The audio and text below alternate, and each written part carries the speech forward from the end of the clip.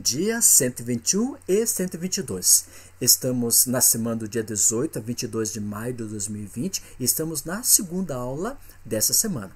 Na primeira aula, eu elaborei umas questões que já coloquei na plataforma do Class, no arquivo do Word, e lá você tem acesso às questões que foram trabalhadas no vídeo anterior e também algumas que você vai fazer na sua própria casa como revisão da questão demográfica dos continentes.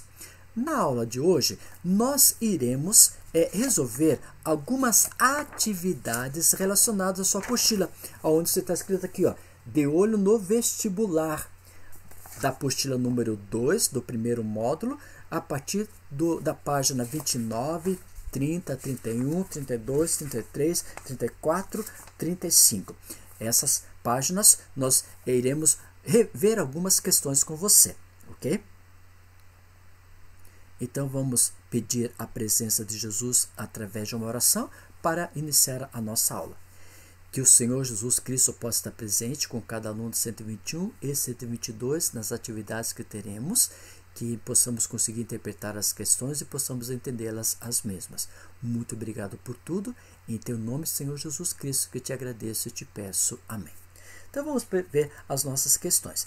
Então, se você tiver a apostila, lá na página número 31, eu levantei para vocês algumas questões para você trabalhar com a gente. Então diz o seguinte: Enem MEC 2015. A humanidade conhece atualmente um fenômeno espacial novo. Pela primeira vez na história humana, a população urbana ultrapassa a rural no mundo. Todavia, a urbanização é diferenciada entre os continentes. Então, cada continente vai ter sua formação de urbanização, né? E aqui nós podemos observar que a população urbana ultrapassa a rural, porque algum tempo atrás a população se concentrava no aspecto rural, agricultura e pecuária. Hoje, muitos estão concentrados em regiões urbanas. E nós podemos ver essa diferenciação entre cidade ou conceito urbano para os continentes. E no texto faz-se referência a um processo espacial de escala mundial, saindo da zona rural para a zona urbana. O indicador das diferenças continentais desse processo espacial está presente em orientação política de governos locais? Não, o governo não vai orientar essa população. Letra B, composição religiosa dos povos originais? Também não, né? Não é questão religiosa que vai influenciar nessa distribuição demográfica. Letra C, tamanho desigual dos espaços ocupados, né? Por exemplo, as cidades às vezes é bem menor que a zona rural ou contrapartida. Letra D, distribuição etária dos habitantes do território. Você vai ter jovens, você vai ter adultos, vai ter idosos, né? E a letra E, grau de modernização das atividades econômicas, ou seja, como a agricultura hoje é totalmente mecanizada, semente selecionada, adubos, fertilizantes, melhores solos para ser cultivado, o que acontece? Vai sobrar mão de obra na agricultura. Então a população vai para a zona chamada urbana, saindo da zona rural para a zona urbana. Então a resposta é a letra E, ok? Próxima questão, número 2. Você também pode observar lá no seu livro sobre o Japão, né? Lá do continente asiático, está na página número 33. O Japão é um dos países mais povoados do mundo. Tem a sua área e a população de milhões de habitantes. A definição de país povoado nos remete a um conceito geodemográfico. Terra demográfica, é o conjunto, né, o estudo da população mundial. E nós podemos observar o seguinte: população relativa, população absoluta, crescimento vegetativo, transição demográfica. Então, o que é transição demográfica? Transição demográfica é a transição entre as faixas etárias que nós temos de jovens, adultos e idosos. Crescimento vegetativo é a diferença entre a taxa de natalidade e a taxa de mortalidade.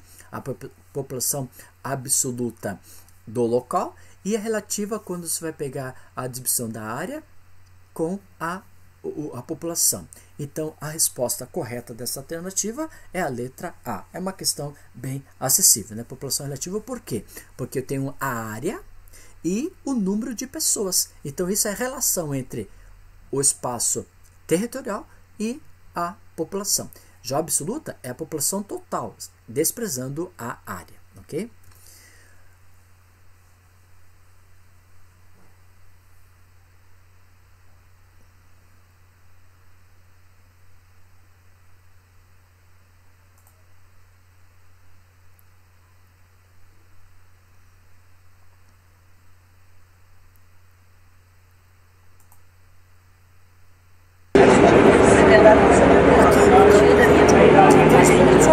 Estamos entrando em Agra,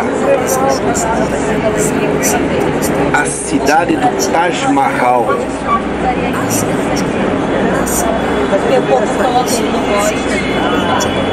Os tuk-tuk verde e amarelo são os táxis.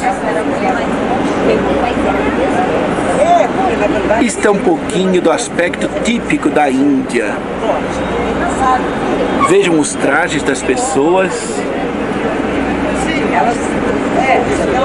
Vejam também como é o trânsito. Eles aqui estão fazendo limpeza, estão limpando mão inglesa. a cidade, estão juntando turista para fazer a limpeza.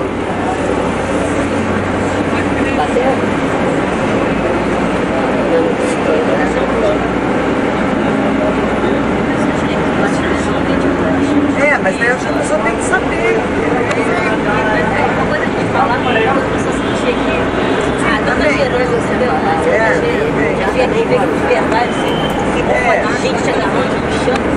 Ali, por exemplo, na hora que eu ficava ali, eu fiquei assim, angustiada, assim, se não me ofender, né, mas dá pra fazer. Gente, olha que legal, olha que divertido. Olha pela janela, porque vai ver cada cena, né? Um descansando, outro vendendo. Que maravilha essa troca. Reparem no trânsito que vem contra o nosso ônibus. Parece o caos organizado. Acredita-se que os deuses é que conduzam para que tenha uma certa ordem, apesar da aparente bagunça no trânsito.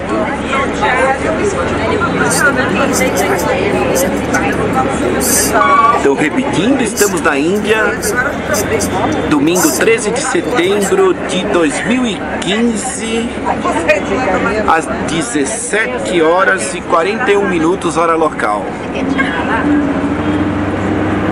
Entrando na cidade de Agra, a cidade onde fica o famosíssimo Taj Mahal.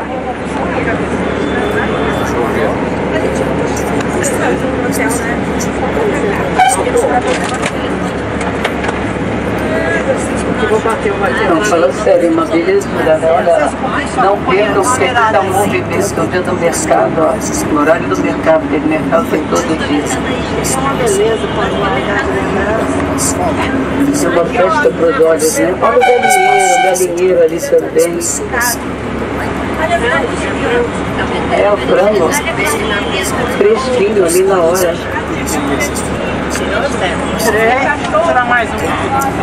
En India, cada zona así tiene un mercado por la tarde.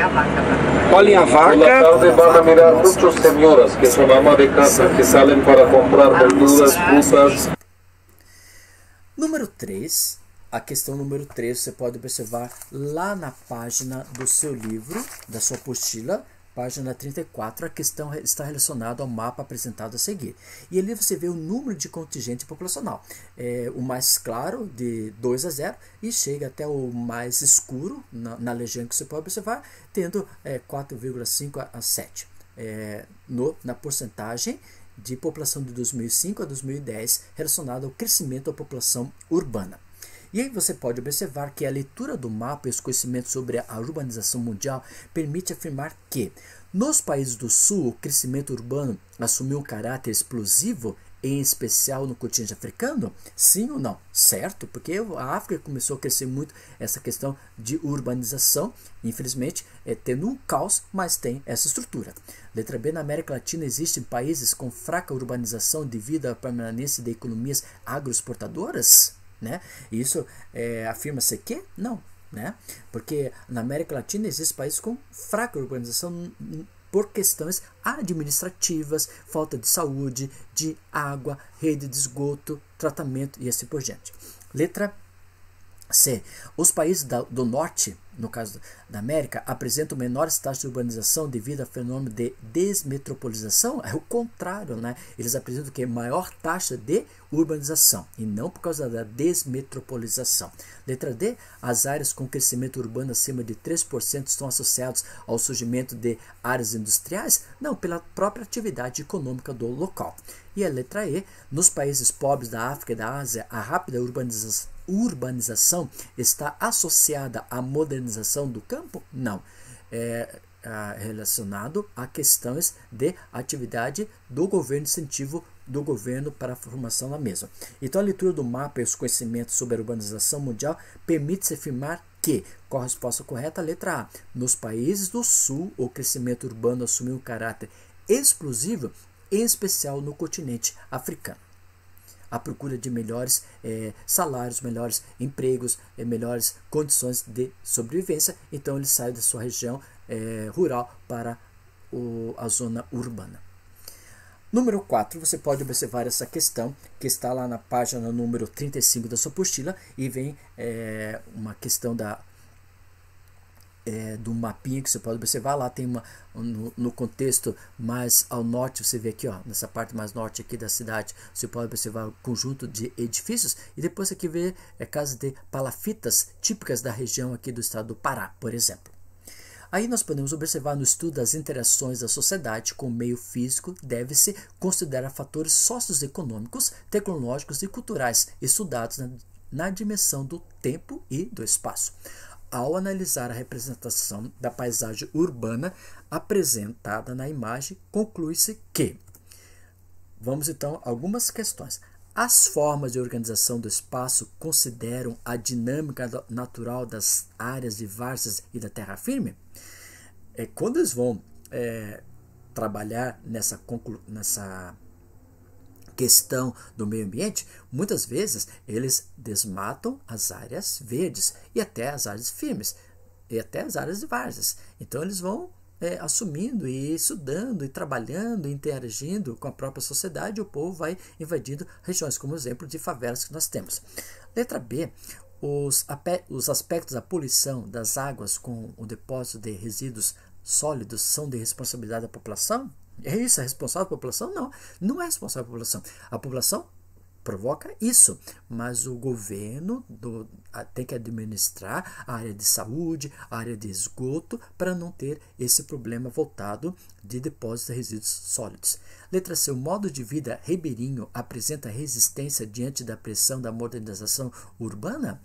Para onde essa população vai sair do ribeirinho, dos palafitas, para morar onde? Se o governo não fornece novas formas de bairros seguros para essa população. Letra D. A população urbana encontra diferentes formas de adaptação na diversidade do meio ambiente urbano? E a letra E.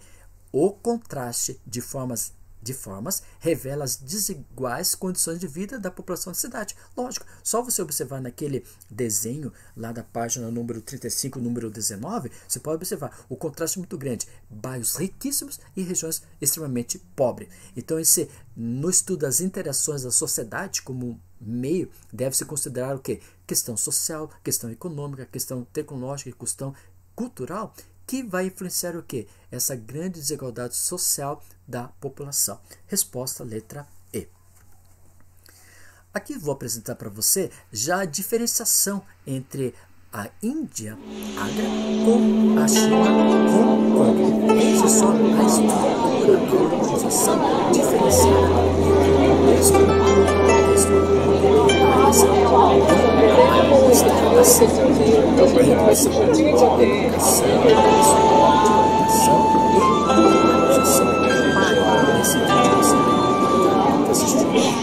e